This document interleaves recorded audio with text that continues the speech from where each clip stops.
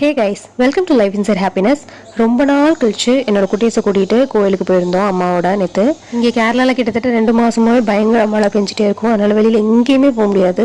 நாங்களே ரொம்ப நாளுக்கு அப்புறம் தான் இந்த கேட்டை திறந்துட்டு வாசலை விட்டு வெளியில் இறங்கியிருக்கோம் தான் சொல்லணும். இது எங்கள் வீட்டு ஓனரோட குலதெய்வ கோயில். அதனால் திருவிழானா ஏதாவது ஃபங்க்ஷன் அப்படின்னா கூட்டிகிட்டு போவாங்க. நாங்களும் பக்கத்தில் இருக்கனால அடிக்கடி போயிட்டு வருவோம். இந்த கோயிலை குலதெய்வ கோயிலாக வச்சுருக்க நிறைய ஃபேமிலிஸ் வருவாங்க.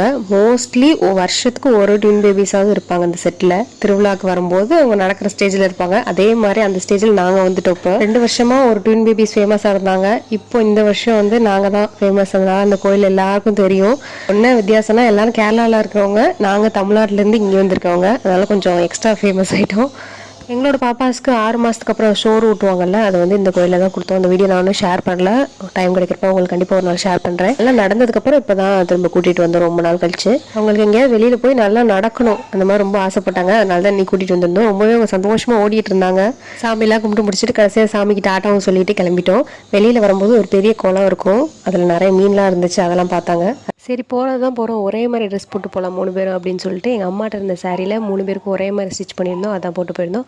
முடிஞ்ச அளவு குழந்தைங்களை இந்த வயசில் எக்ஸ்ப்ளோர் பண்ண வைக்கிறதுக்கு நல்லது அவங்களுக்கு. இதே மாதிரி இன்னொரு ஹாப்பியான வீடியோவில் சந்திக்கலாம். டாடா பாய்.